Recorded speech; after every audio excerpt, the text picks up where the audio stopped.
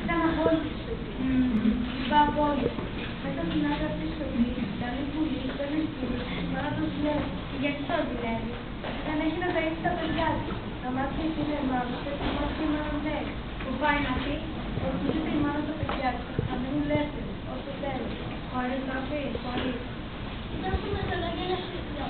Είναι παράμερα και ήταν σαν μίλησε στο τέτοιο και μου την παίξει κοντινό. Τι σε έχω στο χέρι.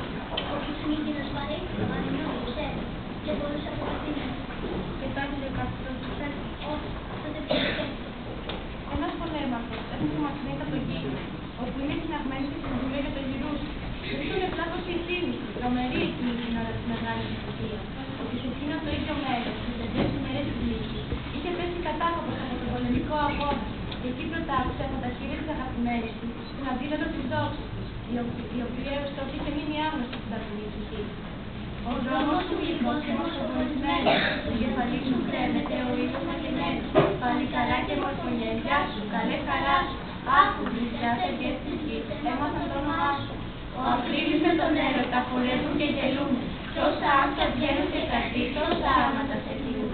Μαύρο ελπίσεις κι όνειρο, στην ομορφιά και χάρη.